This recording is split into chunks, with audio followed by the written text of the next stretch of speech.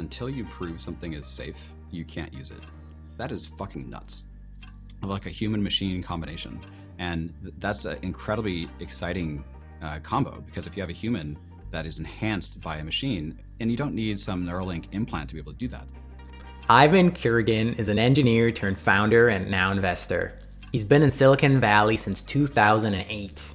And in this conversation, we were able to cover a lot of ground, starting from why he's bullish on self-driving, to the exciting future of healthcare, to why most people don't really get GPT-3.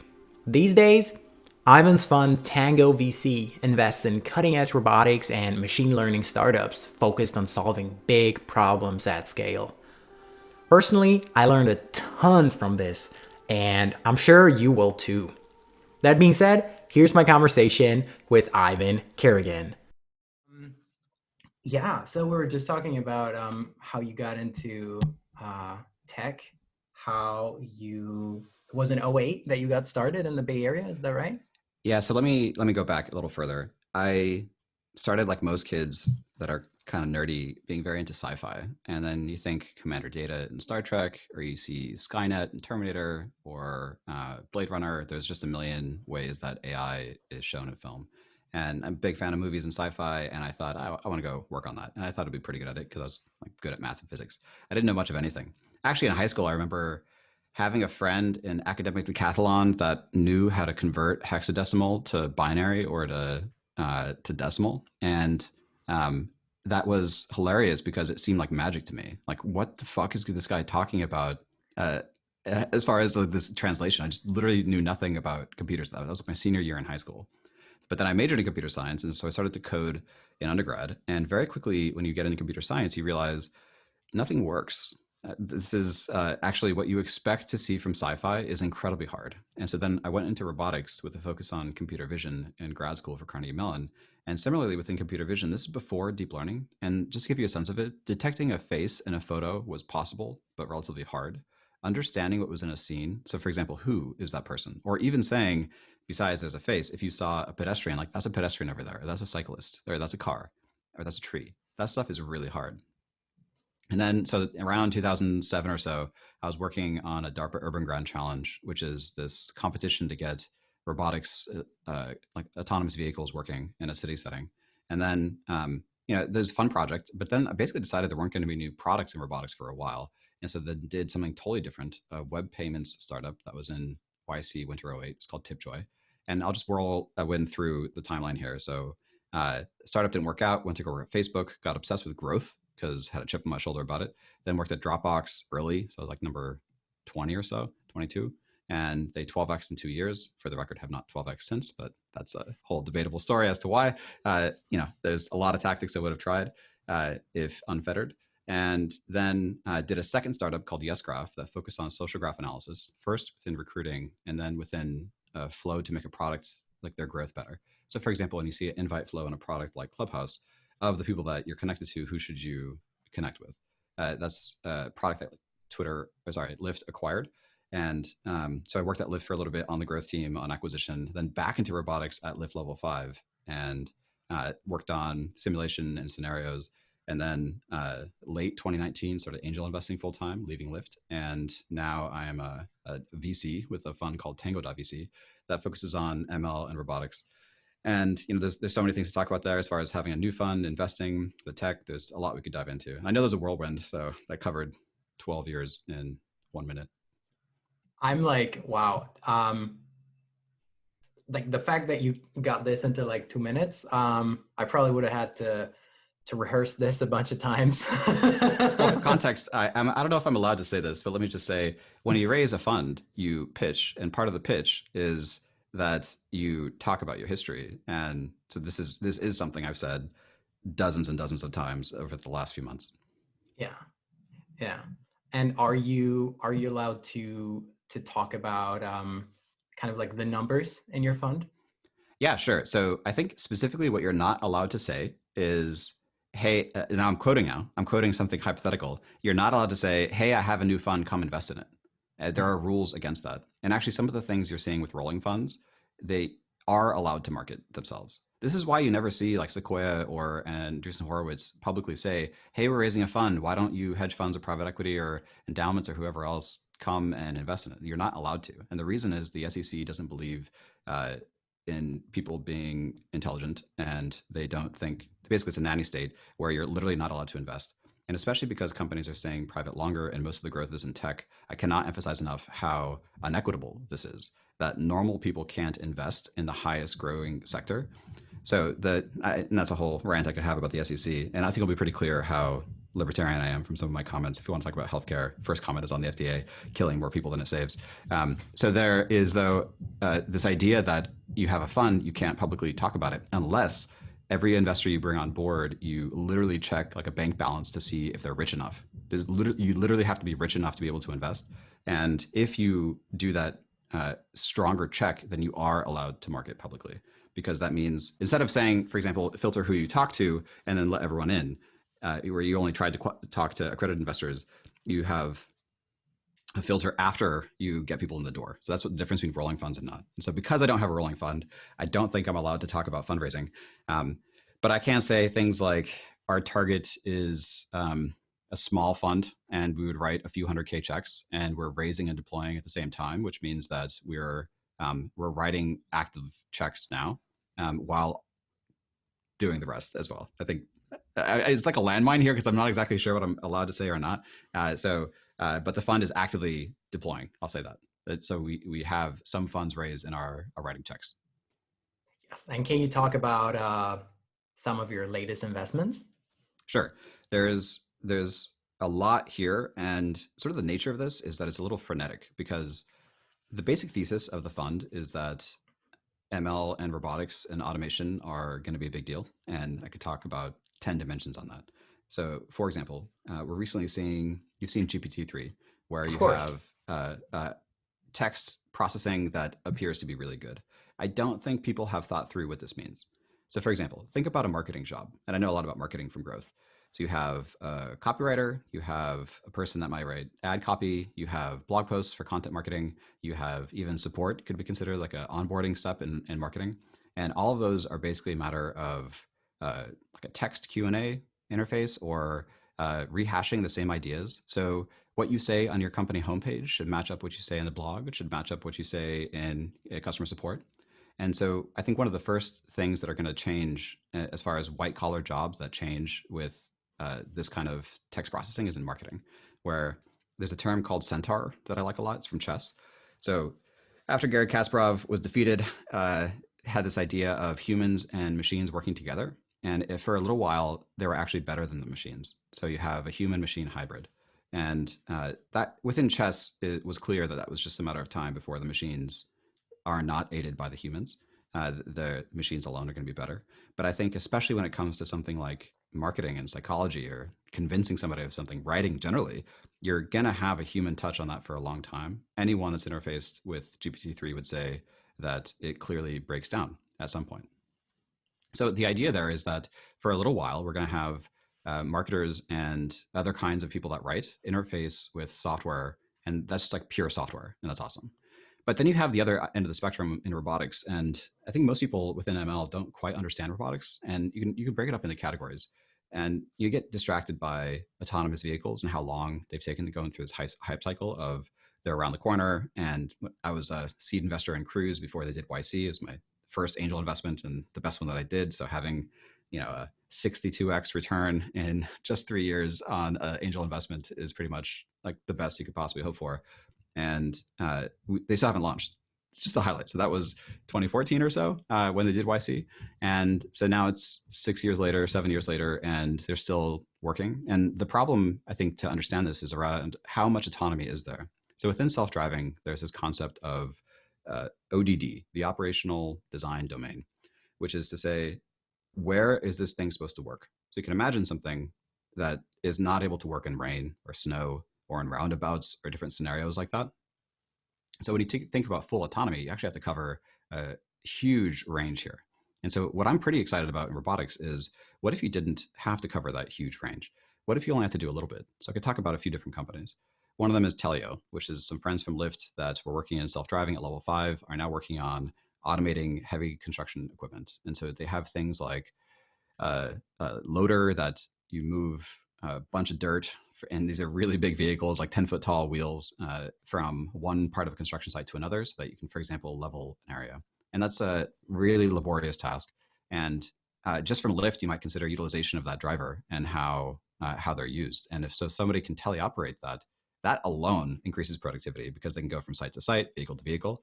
But then you can imagine limited autonomy, like, oh, can this thing, like the hard part is scooping and dumping, and the driving in between where you scooped and dumped is actually relatively easy. And it's a construction site, so it's relatively controlled environment compared to the open road. And so you can have limited autonomy. And the important bit with the teleoperation is that that experience lets you then train the machine. So you actually have customers paying you to deploy a product in order to have the machine be able to do what it needs to do, as opposed to spend $1 billion driving for 100 million miles with these operators trying to make sure the system works full autonomously. So that's what Waymo's been doing for like a decade, for a very long time. And that's why it's so expensive. Other examples of limited autonomy include just more of this kind of teleoperation. So one of the companies I'm invested in is Climate Robotics. And I don't think they want to dive into publicly what they do quite yet as far as what the functionality is. But suffice it to say that operator controlling multiple robots on a farm is actually what will make it work, not full autonomy. So just one person being able to drive or corral dozen robots versus one, that person's hourly wage is amortized across all those robots, which means then the product, the service operations go down dramatically. And actually another example of that is Locomation, where this is a very fast growing company and highlights the ability of limited autonomy to make some money quickly. So what they have is a human driving a truck with another truck following it that is autonomous. And there are laws that say that you can't drive more than 10 or 11 hours out of 24, just for safety for truckers. And the idea here is that it's actually a much limited autonomy to be able to follow a human, because there's always a human driving. And then the back truck that has a driver in it that rests, so they're autonomous. And then they toggle. So within, you can imagine like a 20-hour shift, you've only driven 10, but both trucks got to where they need to go. And that increase in productivity is unheard of in trucking. Trucking, the industry is happy if they get 2% savings on fuel. So this kind of industry is so tight on the margins that if you were to increase 30-40% the productivity, it's a game changer. And what I like so much about this company is that they can launch the product and even announce a very large purchase order that highlights that they're going to deploy this. They're actually going to ship something, and instead of raising $1 billion from SoftBank or whoever else is going to fund this, they can get customers to pay for it, which as a seed investor is awesome because you don't get diluted. And generally, having something real in the market is what people want. They want to ship. So a lot of engineers at self-driving car companies are very frustrated by just we want a product in the market, we want to impact people's lives. But if the first thing you attack is a robotaxi, it's just very hard to get it. And I'm very confident about the ability to get it, but it's not as fast as people want. Let me ask, because I studied computer science myself. I'm a technical person, but for kind of like maybe some non-technical members in the audience, what do you think? What do you think about the timeline of self-driving cars? I know it's kind of like the question people always ask. I saw on your blog post you have strong opinions. What's your take on that? So you can't look at timeline without thinking about the culture and regulatory framework around it.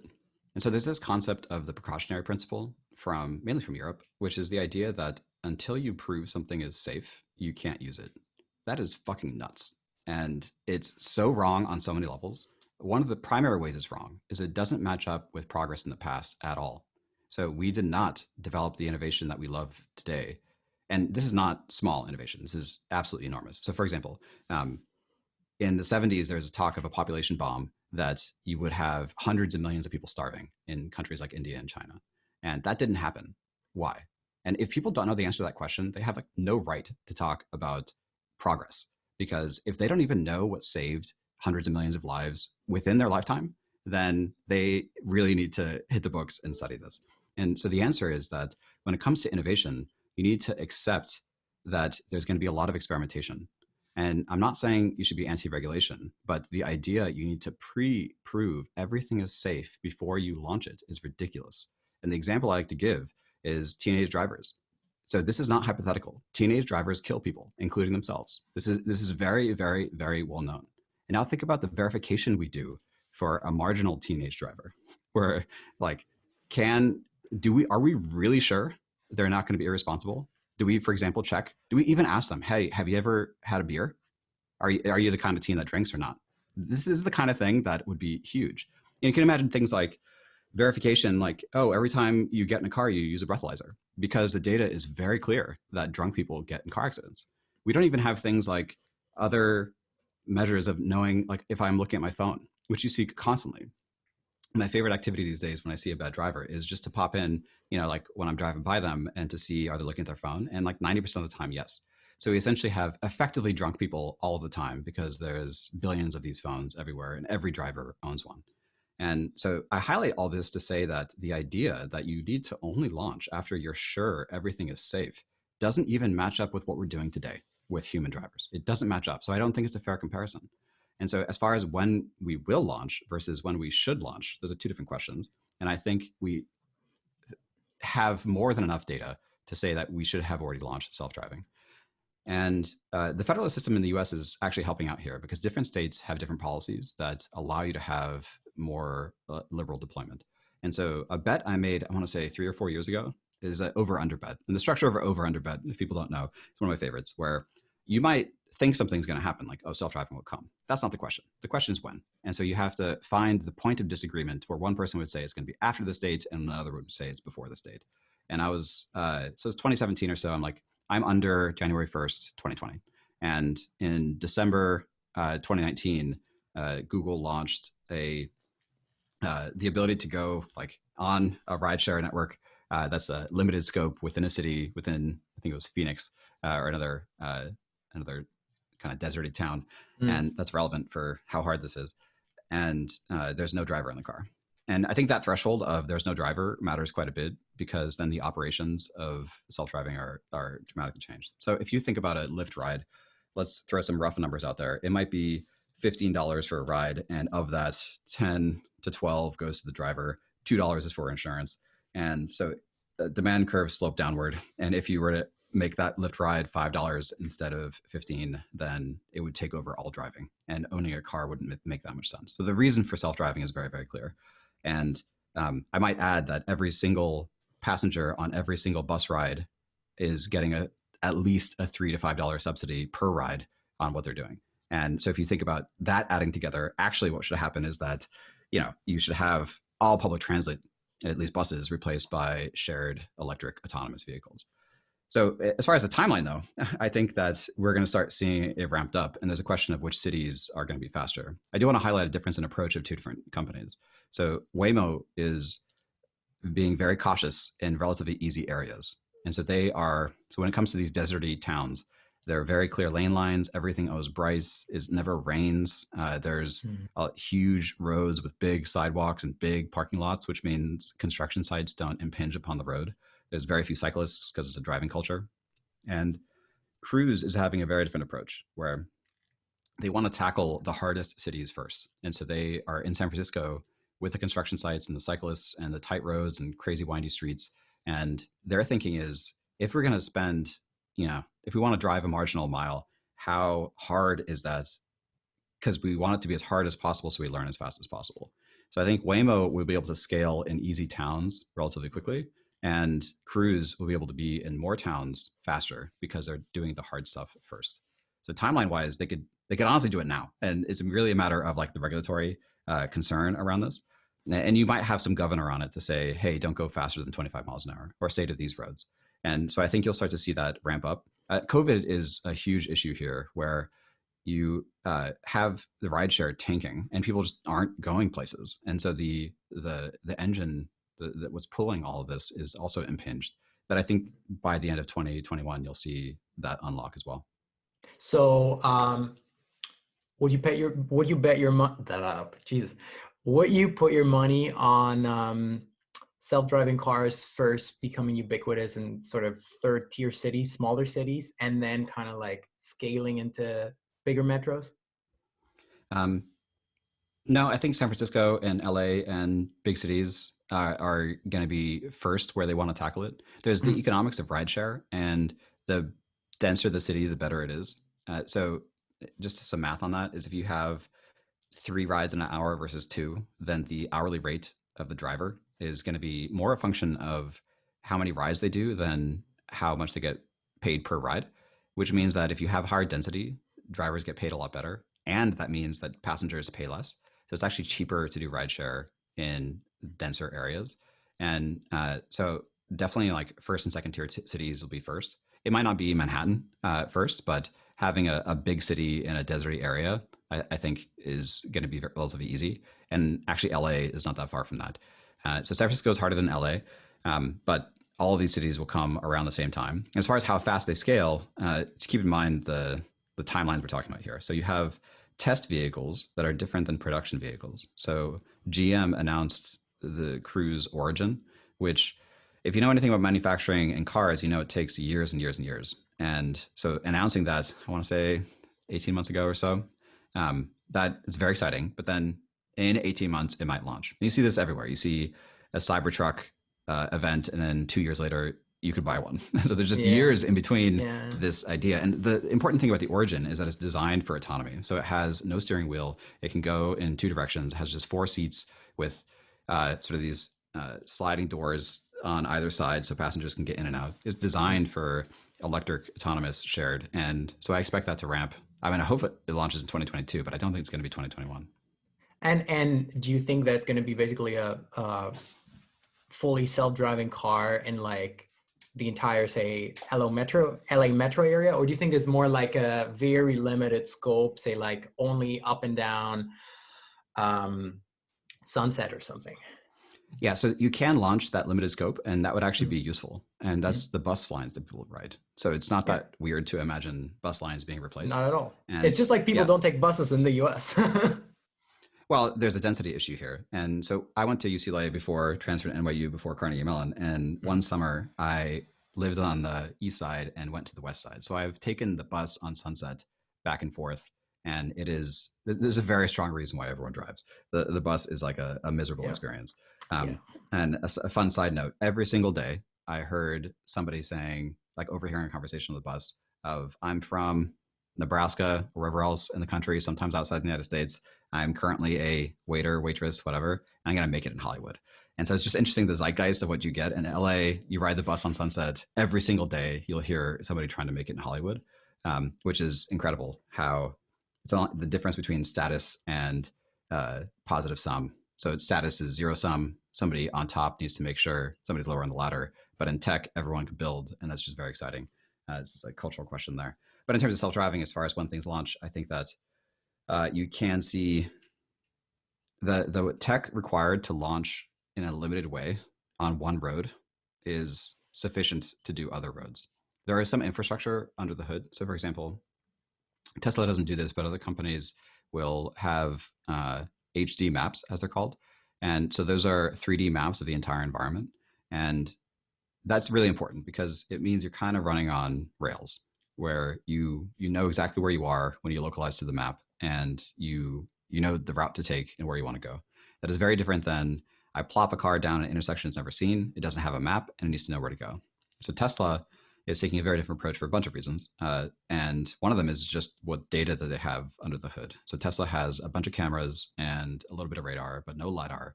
And let me explain some of these. Radar is a really old technology where you bounce a radio wave out and then see what reflects back. And so metal objects are very easy to see, and generally thick objects are easy to find. And so if you want to find a tire under the car, or even a cyclist or a human, radar can find it, but it's low resolution. Cameras are 2D, and so not active sensors where you can see what's there, but they need to interpret what's in the scene. And actually, the depth perception humans have, it's depth perception with stereo is a function of how wide the baseline of the cameras are. It kind of makes sense. You would see more depth at a greater distance if cameras were really far apart. And humans are optimized for arm length depth. So that makes sense, right? Like you want to work with your hands, you don't want to see what's out there. But if you're going beyond like 50 yards, you don't actually see any depth, and it's more comprehension of what's in the scene. which actually gives you hope for monocular cameras being able to find depth. And so you can use all these systems to be able to train, like with deep learning, a single camera to say, this is how the 3D scene actually looks like. And the reason you would not build a map is because it's not necessarily very reliable. Like it's much lower resolution than what you get with lidar. Lidar is like radar, but instead of radio waves, it's infrared or other parts of the EM spectrum, which makes it more just a laser being shot out, and then it's a time of flight device. So you literally shoot out a laser and see how long it takes to bounce back. And that means if you have a bunch of lasers and a spinning mirror, you can basically sweep a whole environment with these lasers, and you're able to scan in 3D very quickly. So every 20 times a second, you have 1,000 data points that are 3D around you. And one of my investments is in this space. So it's a company called Red Leader, and they're awesome. They're like HD or ultra 4K resolution compared to Game Boy when it comes to just how many points you get in LiDAR there. Now I'm a bit far afield. So the point is Tesla does not need the maps, which means that they can go anywhere. So the moment Tesla can do a 4-way stop sign in a residential neighborhood with trees, they'll do that in any city, and they don't have a map per se of where you want to go. So that affects the timeline here. I do think Elon is a bit of a liar when it comes to how he says self-driving works. The idea of calling it full self-driving is absurd. Just on the face of it, it doesn't actually do that. There are tiers, and you have level 1, level 2, level 3 tiers of self-driving. Level 2 is when the system can drive on its own but doesn't know when it's wrong. Level 3 is when the system knows it's wrong, so it can alert the human to take control. Tesla is a level 2 autonomy system, which means it doesn't even know when it's wrong, which means if you're going to have had a problem on a freeway, you're going to die. Like you're going to hit that thing and it's not going to work. So imagine if there's let's say a pallet on a road in front of the car you're driving behind. Tesla can't see that. They hope to update their system, but they can't. Anyway, I can go off on this for a long time, obviously. So tell me more what you want to hear about. No, I was gonna say it reminds me of a bunch of studies and like experiments they were doing with CRISPR and gene editing, and then I think it was like a couple of years ago, and then someone died, and all of a sudden it was this huge big shit storm, and then they had to shut everything down and basically set the entire field back like a decade. So yeah, when it comes to healthcare, it's interesting. So just to highlight, I'm not a doctor. I don't know a lot of things when it comes to healthcare. I do study innovation, and I also study government and economics. And so I definitely understand some parts of this. And I think the clearest example is with vaccines. We had usable vaccines in February and March of 2020. And I think people need to let that sink in, what that means. That 500,000 people are dead because of the old protocol we were following with the FDA approving a vaccine. That is nuts. We even have millions of people that work in frontline and the military that put their lives on the line routinely to help this country. And if we said, hey folks, we want to test this vaccine, we're going to do a challenge trial. The way a challenge trial works, you get the vaccine, and then we give you the disease to see if the vaccine worked. And that is incredibly aggressive, obviously. And it's not the normal protocol to follow. And the calcified the regulatory infrastructure around what we do means that we couldn't even think creatively enough to follow that. Despite doing things that are unprecedented like lockdowns, we wouldn't do things like test things differently. And so instead of doing a challenge trial where you have a few people, on the order of dozens or hundreds, we allow hundreds of thousands of people to die and everyone in the country to be impinged in their freedom and their livelihood with lockdowns that have been largely ineffective. Of course, I'm a data scientist, so the contrapositive here is hard to estimate. How different would things have been if they hadn't been locked down? But there are examples of schools that didn't lock down and no dramatic difference in case rate. And so I think there are the very specific things that you see there. So when it comes to CRISPR and other technologies like this, I think that people should be biased towards building things. Just like we're delighted that there's a vaccine available even within a year, we should want to solve these problems. And what that means is taking some risks. And, you have to be ethical about it. So if somebody is going to be in a challenge trial for a vaccine, you say, hey, we're not sure how to treat this disease. You might die. And the thing is, I bet you'd have 100,000 patriots in the US alone saying, okay, sign me up because I don't want my grandma to die. Like that's why they join the military. It's what they do.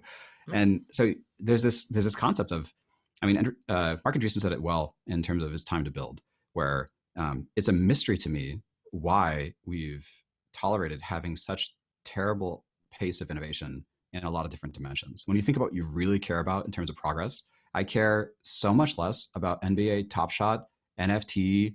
Like, if you guys don't know, it's like a crypto thing of basically a baseball card at a digital form. And I just don't give a fuck about baseball or like NBA cards relative to when will my mom die? Like, Yes. what the fuck are we focusing on if not the things that will actually save lives? And then you go one level deeper, and it's like, well, exactly how does this progress go? Like, who grants what funding? Who approves something to get in the market? And so again, I'm a novice when it comes to the actual the medicine, like the science of this, and I'm also a novice when it comes to the regulatory side. But I'm definitely not satisfied. It needs to be far, far faster. And at the same time, you have those exceptions where they can fast track new iterations of old, like for instance, artificial hips, where it's like, hang on, you can fast track vaccine development, but like an artificial hip, you can, you know what I mean? Yeah. I mean, Um, there's so many examples here. So, for example, when you test a cancer drug, even with all the trials that they do, the standard of performance is that you compare it to having no treatment, not the best cancer drug around. And so there are multiple problems with how healthcare is done. Another example is that health insurance companies, the average customer lifetime on the insurance companies is like 3 to 4 years, which means they are literally not incentivized to make you healthy. They just don't care.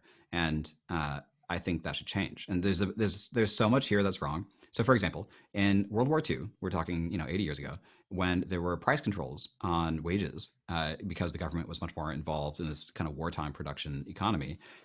All these employers were like, "Hey, we need to be able to compete with how we compensate people." It's like, "Oh, we'll make it tax deductible for you to cover other benefits like insurance," and that is the origin of why your employment is tied to your insurance. And we have not broken out of that. It's nuts that it takes 70 years for people to think like, wait, why do I lose my insurance when I lose my job? And it's just this stupid incentive structure we have related to price controls in a war that like there's very few people alive today that fought it. So it's one of these things that it's a question of why are we moving so slowly? Like, why does it take decades and decades to change these stupid laws? It's very frustrating. And that, honestly, that's policy. It's not related to why I'm healthy or unhealthy. It has nothing to do with the medicine. It's all about the incentives and the structure around it. but kind of like to flip it around a little bit, what do you think, what are you excited about in healthcare in 2021? And what do you think the next, say, like 5 to 10 years of health technology will have in store for us? There's a lot of things that I think could get better if we just let them. And a good example is telemedicine. I think we're just at the very beginning of this. It's funny that COVID required this, and then you realize like, oh, if I wanted to have a doctor look at some rash or whatever, just talk, that doesn't actually require booking an appointment, waiting in an office, and then being around a bunch of other sick people. Like there's a strong reason why you should do telemedicine, and I think we're just at the beginning of unlocking that. And for context, like in the broadest context, you have a bunch of people or a bunch of industries that are getting cheaper and a bunch that are getting more expensive. So if you look at inflation, education, housing, and healthcare are all incredibly, they grow faster than the average. And things like IT, just anything touching software or technology is getting cheaper and cheaper, which is ironic because you would think that when you have telemedicine, that like the IT would bleed into the other industries to make them more productive, but that's not the case. Actually, the GDP, the share of GDP for healthcare has gone from 11 to 19% in the past 20 years or so. And ask yourself if you think we're getting twice our money's worth when it comes to healthcare. It's nuts. But there are some other technologies that are very exciting. I think CRISPR is exciting. I think most people don't quite grok what it means. So if I were to want to build a bridge, like I can build a bridge and run a test and see how it goes. And I can do stress tests on reinforced concrete, and I could do all sorts of other tests. And one of the fundamental things with the genome, the idea is, oh, let's map this. And you think, okay, we're going to understand what genes do what. Well, it's like, well, no, just reading it out is not really a map because you want to know what does what. And how would you run that test? It's like, well, what if we ran a basic experiment and knocked one out and see what happens? It's like, oh, okay. What if it's a living vehicle? This is going to be an embryo. How do you do it? And actually, CRISPR allows you to do that for the first time. And I think that is night and day as far as just the engineering that you can do. So we have software engineering and we don't have gene engineering because of this basic ability of being able to say, well, what if we change something? And so I think that there's going to be a huge shift because of that ability on the genetic side to see what maps to what. And when you dig in under the hood of what's going on with health, there are just so many things that we have no idea about. So nutrition is probably the worst example, where we have no idea what you're eating and how it impacts you. We have no idea what genes map to some of those sensitivities. And even think psychologically. Actually, one abstraction that I was thinking of recently is around networks versus labels. And humans, we're talking right now, people like to have labels for things. We have a technology called CRISPR. We have a part of your brain called the hippocampus that's related to memory. And we have a behavior around this person's forgetful, or this person is depressed, and all these things. But think about what everything is fundamentally on a gene, neuron, and on a behavioral level. They're actually all networks and connections of things, which means that there's a whole network of genes that affect who you become. You have an environment with a very diverse set of stimulus that then affects how your brain forms, which is also a network. And there isn't like a box that's, to say that hippocampus has memory, that's really, really, really overly simplified. The brain is much more complicated with memory. And then when it comes to behavior as well, like everything is a spectrum. And so whatever, I have kids that are dyslexic, or I might be a little ADD, or a little, gregarious and more outgoing than other people, or more introverted, whatever. And we have these labels within psychology to describe things that are actually like spectrums of behavior within a network. And I think one thing machine learning might be able to do is put this all together. Because if you think about what is going on with deep learning, the fact that we can't get labels out of things is a human problem. So we can have a system that can solve a problem, but we might not know what to call that. And really, that's not the problem. That's a human need to know what to name something. And actually what you care about is, what is the protocol I should do differently? Like, what should I eat differently? And so I think a system like machine learning that can understand this network just by getting all the data and training something and abstracting it might actually be able to produce recommendations we can't even fathom right now. And that's very, very exciting. You do need fundamental tools like gene editing. And I would also like to be able to edit the brain, but that's very, very hard. And this gets into Neuralink and other like brain machine interfaces where Sorry. No, go ahead, please. I was just going to say the similar to CRISPR, where we can try to build a low resolution readout of what's there. We don't actually understand how to run experiments. With the brain, we don't even have the readout because the density of our imaging is so much worse than is required. So the number of connections within like a cubic millimeter of brain is so high. So we don't even have the readout, let alone the ability to experiment. And so the natural experiments, kind of grotesque natural experiments you hear about in psychology, are related to people that have cancer and needed brain surgery to remove a part of their brain. Or my favorite example is Phineas Gage, where my son's name is Finn, so it's kind of funny. He was a construction worker that got some rebar, I think it was a nail through his head, and was fine, apparently. He did not die having like a nail go through his head, but his personality was entirely changed. And then when you look, he became a much more gruff, angry person. And you look at the parts of the brain, but this is what I mean by natural experiment. Somebody has a problem, you see the difference in their brain, and you question what might happen on the other end of that. And having a personality change because you accidentally destroyed a part of your brain is a ridiculous experimentation process. And if only we can edit these things. If you think about personality generally, we have no control over any of this. And I have no idea, for example, how aggressive do I sound right now, given how much I've slept or eaten, and what have I eaten, and what do my genes tell me about this? Have a brain scan. And one of the companies I like the most recently is called QBio, and I think they're going to go in a really strong direction here. So what QBio does is a full body MRI, every 6 months, along with full blood work and latest genetics, and all these quantifiable metrics. And so I've done it twice now, which means now I have a diff on a full body MRI where I can say well, what is my lung capacity this year versus that? How big is my right, left ventricle or whatever, in my heart, and including parts of my brain. And so my dad got a glioblastoma, which is a brain tumor, a few years ago. And it's one of these things where can you detect it early on?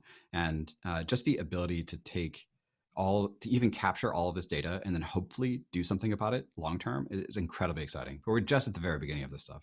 Just we need to be able to write it down. We can't scan and find out what's going on. Yeah, yeah, yeah. So basically, like logging as much data as possible, and then taking those inputs and kind of iterating, right? So if we know we get the body scan once a year, once every 6 months, and then we can tweak it. I think because I've been thinking about this a lot lately. I think the big challenge is to get those tools into the hands of billions of people, because right now it's for the 1%, maybe even 0.1%.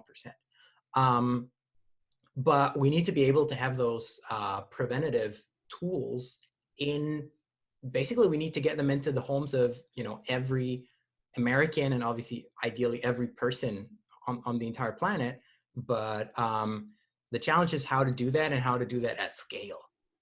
Yeah, I'm excited for a few things, and I think devices can do quite a bit. Basically, wherever IT touches healthcare is good, in my opinion, because you get a lot more. So, for example, I'm wearing an Oura ring right now, OURA, and it tracks my sleep, it tracks my resting heart rate, it tracks a bunch of different things. And so, let's say I'm working on a cardio regimen, and I want to get better at that. I'm also changing my sleep pattern, like I don't look at screens sometime in the evening, and I change how much water I drink. All these different protocols. I can actually go in and see how did that affect my sleep, and it tracks everything.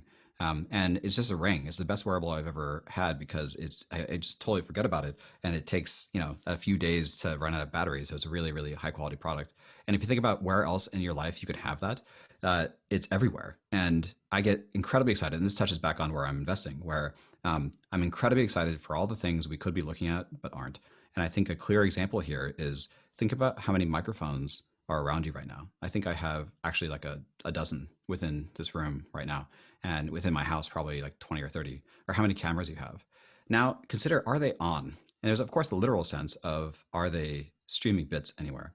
But then there's the more logical sense of, is anyone listening? Like, forget a human, is any software listening? And actually, nobody's listening. So there's actually nobody looking or seeing or hearing anything that's going on. And I think it's going to change. And so now algorithms are starting to work to get things done, and people are going to start listening. And so one of the products that I'm really excited about that is not just a Tango VC investment, it's also we're incubating it. So it's an idea I had, and I found a team, and that we're excited about it too. And we're now like getting off the ground. Structurally, it also means Tango has common stocks. So there's a whole conversation around uh, how incubating a company works within VC. But the basic idea is, what if a machine could hear and see everything around you, and it's more embodied? So it's not some outsourced task for Alexa to get done. It's more like, how can you be better, like get feedback. And the specific thing we're targeting at the start is public speaking. So when you're in a meeting, and if you use filler words like or you should get feedback around that. And the product is really basic right now. It's speech to text. So you have a window open while you're in a meeting, and you pipe the speech to text, and then detect when you say certain words that are filler. And there's and there's a bunch of things. There's all these stupid phrases like at the end of the day, and look at it from both sides. There's all these like filler words that people have to avoid talking. And the problem is you never actually get feedback about that. And so somebody might think you sound dumb because of the way you talk, but nobody's actually going to say, hey, you sound dumb. So having a machine that is on your side trying to help you get better is the basic product. So if people go to rhetoric.app, they can see the blog that I'll launch sometime soon. And what I love about this is that start with something really basic. Like, there are probably 50 million parents in this country that would like their teenagers to say like less, let alone the parents themselves that say it all the time. And so I think this market is absolutely enormous. And then where could it go? And so I should have something whisper in my ear whenever I might be talking too long right now, or am I talking too fast, like words per minute? Is my tone too aggressive? And can I walk by somebody in the office and have their name whispered to me? Like, there's this concept of Dunbar's number within an organization, where if you have, uh, you know, 300 people, at some point you stop being able to have relationships with all of them. And so it roughly maps to the size of old tribes that humans used to be in. And what if you could change that? What if, by being a little bit better about learning your peers and their habits, and like establishing memory loops around that to get better, that Dunbar's number could bump to 500? That would actually be an enormous change for like all these companies. And what it requires is this concept, I don't think I've mentioned yet, of a centaur, of like a human machine combination. And that's an incredibly exciting combo, because if you have a human that is enhanced by a machine, and you don't need some Neuralink implant to be able to do that, you have microphones, you have cameras, you have screens, you have the ability to generate voice, you have all these UI elements that are going to happen far sooner than Neuralink. And so that's incredibly exciting to see where this might go with just the interfaces that we already have today. Yeah, for sure. For sure. Um, I'm noticing you are extremely smart, extremely knowledgeable about a wealth of different topics. Um, and I'm just wondering, how do you download so much information? Do you have a process? And if so, could you share it with the audience? So I definitely have a habit of collecting things to read and not reading them. So it's funny because my what this feels like is there is a deluge of things to learn, and I only process a small fraction of it. But I think it starts out with purpose. And I think this is actually the biggest problem with our education system. It does not matter what you get on the SATs. It matters a lot how much math you know, and the SAT is a reflection of that. So if in one way it matters a lot, on the other way it doesn't matter at all. Who cares about that score? And what the difference is intrinsic motivation. So if you are learning in order to achieve something in life, you will work hard and then be able to achieve it, not because you're just jumping through a bunch of hoops. Like I need to do well on this test to get into a good college, and in college you need to compete to be able to land a good internship, and then after that get a good job, and then there's some ladder of things. And it's fundamentally misunderstanding life, first off, because life is not about a destination. That's absurd. The last note in the symphony is not the point of the symphony. That's just a ridiculous way of thinking about the world. And also you need to have, I think, a clear moral grounding. Like, why do you exist? Because my view is that we need all hands on deck because we got some big problems. We need to get off the planet. We need to stop people dying. We need to create more easily. The Star Wars prequel sucked. Why can't I make them easily? It's actually it takes thousands and thousands of people to make a good movie. So there's this creative friction, even on something that's, I'm bringing up an example of a movie because that seems trivial relative to somebody dying, but actually it's part of the human experience.